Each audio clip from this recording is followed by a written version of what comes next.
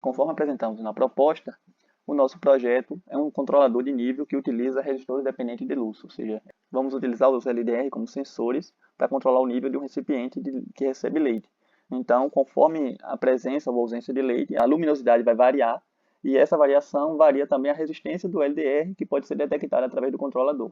Então, dessa forma, com um sensor inferior e um sensor superior, vamos identificar quando o recipiente está vazio, enchendo, ou seja, no nível intermediário, e cheio. A partir disso, o microcontrolador vai tomar as ações necessárias para manter o recipiente sempre cheio, sem transbordar.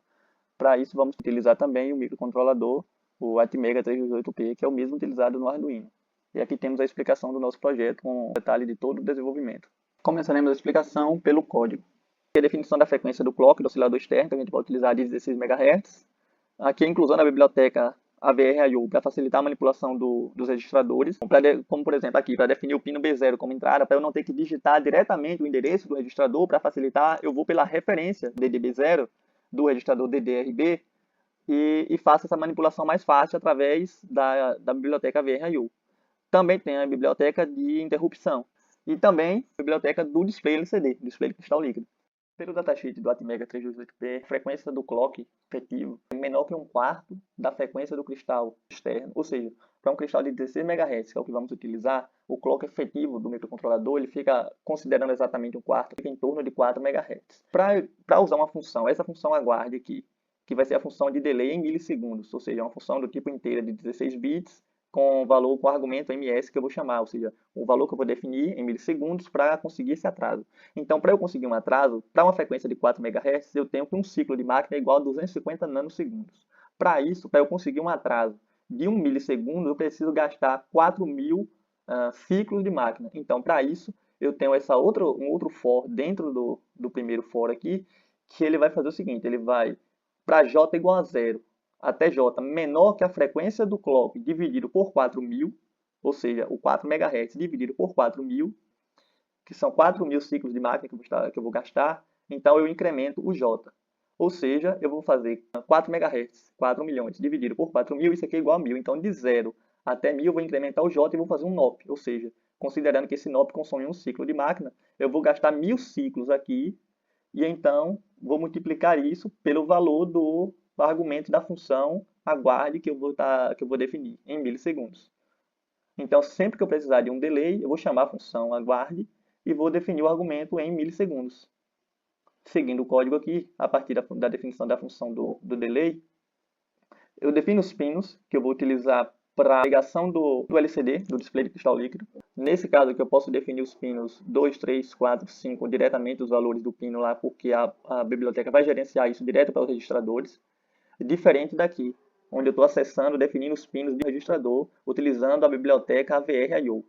Nesse caso, eu vou definir o pino B0 como entrada. Então, DDRB é o registrador que define as entradas e saídas dos pinos do porte B.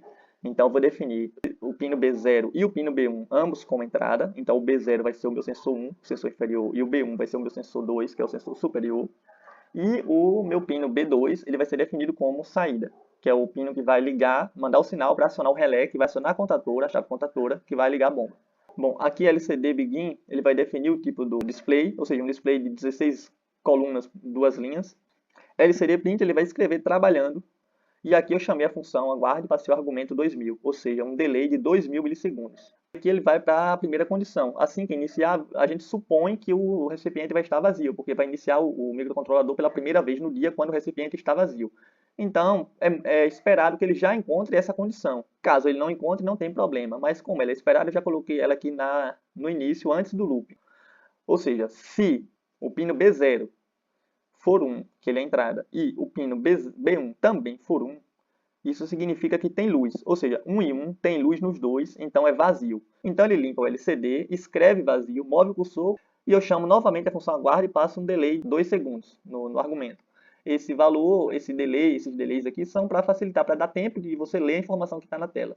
E depois disso, ele vai limpar o LCD, vai escrever a informação ligando a bomba, vai aguardar mais um segundo e vai escrever 1 no pino B2, ou seja, o pino B2 do porte B, que é o pino definido para ligar a bomba, ele vai receber 1, ou seja, vou escrever 1 nesse pino, mandando sinal para ligar o relé. Então, eu vou ligar o relé, que vai ligar a contatora, que vai ligar a bomba, e nesse momento eu vou limpar o LCD e vou escrever bomba ligada. Novamente, eu vou limpar o LCD e vou entrar no loop. Aqui no loop, como eu tenho dois sensores, eu tenho 4 condições possíveis: 00, 01, 10, 11. Então, de acordo com essas condições, eu vou atribuir um valor em decimal, um valor inteiro, para a variável condição. Então, eu vou verificar primeiro se os dois sensores estão em 1, como eu disse lá, como foi anteriormente. Então, quer dizer que tem luz nos dois sensores, logo, não tem leite. Então, vai ser 1 nas duas entradas e eu atribuo esse valor à condição 1. Aí eu vou analisar se o B0, que é o sensor inferior, se ele é 0 e o sensor superior é 1, significa que só tem luz em cima. Logo, o sensor de baixo ele está coberto de leite, então já tem leite no recipiente. Então ele está enchendo. Então, vou atribuir essa condição ao valor 2.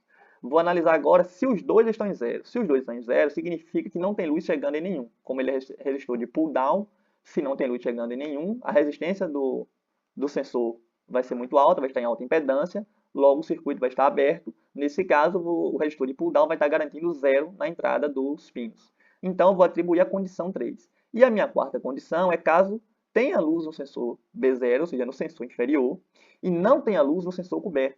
Logo, essa é uma condição impossível, porque não tem como eu ter leite em cima e não ter leite embaixo.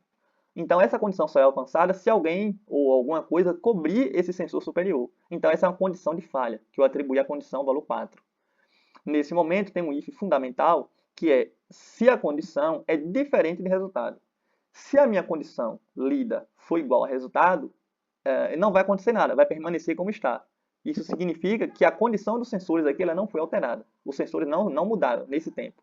Se os sensores mudaram, a condição vai ser diferente de resultado, ou vice-versa. Então, ele vai entrar nesse if e vai analisar. Condição é igual a 1?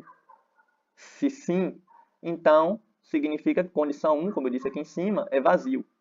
Então, ele vai escrever 1 no pino B2 do porto B, vai ligar a bomba, vai escrever bomba ligada, vai dar um delay de 2 segundos, ou seja, 2000 milha aqui no argumento da função aguarde, vai limpar o LCD e vai escrever vazio.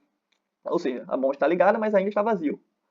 Aí, feito isso, ele vai saltar esses ifs, já que a condição não vai ser igual a nenhum outro valor, porque ela recebeu o valor, ela é igual a 1, então ela não é igual a 2, não é igual a 3, nem é igual a 4. Então ela vai ir aqui para o final e eu vou atribuir o valor de condição a resultado, ou seja, agora o resultado vai receber o valor de condição. Nesse caso, se não houve mudança nos pinos, nesse if principal aqui, condição não vai ser diferente do resultado, ela vai ser igual. Logo, ele não vai entrar nesse if e vai permanecer como está. A partir do momento que mudou, então, eu mudei os sensores. Mudou o sensor, aqui ele vai identificar, a condição vai receber um novo valor. Agora, a condição vai ser diferente de resultado, ou vice-versa. Nesse caso, ele vai entrar nesse if e vai analisar. Vamos supor que condição seja igual a 2. Se condição for igual a 2, ele vai aguardar 2 segundos, ou seja, 2000 milissegundos, novamente aqui no argumento. Vai ligar a porta B, ou seja, vai escrever 1 no porto B, no pino B2 do porto B, vai ligar a bomba. Vai limpar o LCD e vai escrever enchendo, ou seja, já tem leite, então o recipiente já está enchendo. Resultado vai receber condição, ou seja, eu vou atualizar o valor de resultado. Nesse momento, tudo se repete. Enquanto ele vai continuar lendo os botões aqui, volta para o loop, continua lendo. Se não mudou, condição é igual a resultado, ele não entra nesse if, volta para o loop e fica lendo. Mudou, vamos dizer que agora a condição seja igual a 3, então ela vai ser diferente. Vai entrar no primeiro if principal aqui e vai analisar. A condição é igual a 1, é igual a 2, é igual a 3. No caso do 3, ele vai escrever 0 no pino B2 do porto B, ou seja, vai desligar a bomba, vai limpar o LCD e exibir a mensagem cheio. Feito isso, ele não vai ser igual a 4, então ele vai seguir, vai atualizar o resultado e vai voltar para o loop e vai ficar lendo os sensores. Quando ele for alterado, vamos supor que o ambiente começou a esvaziar. Então, se eu botei para a condição 2, que é a condição de enchendo, eu vou ter 0 no sensor de baixo e 1 no sensor de cima. Então, eu vou atualizar o valor de condição, a condição vai ser diferente de resultado, e nesse caso, eu vou entrar no if principal, condição vai ser igual a 2, então vai informar de novo que está enchendo, vai ligar a bomba, vai dar o delay, vai ligar a bomba. Esse delay, nesse caso, de ligar a bomba, sempre que for enchendo, esse delay é importante que ele seja um pouco maior, na verdade, ele vai ser ajustado na prática, para ser um delay às vezes maior, para dar um tempo, porque assim, o recipiente lá ele baixa muito rápido. Questão de poucos segundos, ele já baixou alguns centímetros. Então, porque a vazão é grande, então se ele baixou alguns centímetros, ele tem que ficar cheio a maior quantidade de tempo possível. Para que ele fique cheio, ele tem que estar sempre ligando. Porém, Se eu colocar esse valor aqui muito pequeno, eu não vou ter tempo suficiente para que ele baixe uma quantidade significativa. Então, esse tempo aqui, lá na prática, seria em torno de 5 segundos, 10 segundos. Já seria tempo suficiente para manter a bomba funcionando normalmente, ligando e desligando, e manter ele sempre cheio para otimizar o processo. Mas, na prática mesmo, isso pode ser ajustado. E, no caso da condição 4, digamos que ele leu aqui, verificou que o sensor de baixo tem luz, o sensor de cima está em zero, então só pode ser que ele está coberto por alguma coisa que não é o leite. Logo, a condição aqui vai ser diferente de resultado, ele vai entrar no if principal, como eu já expliquei anteriormente, e vai verificar, vai ver que condição é igual a 4. Se condição é igual a 4, ele vai desligar o porto B, escrever 0 no porto B, desligando a bomba, vai escrever falha, vai dar um delay de 1 segundo, e depois vai escrever sensor 2 coberto. Enfim, novamente, o resultado atualiza a condição, e ele volta para o loop e tudo se repete.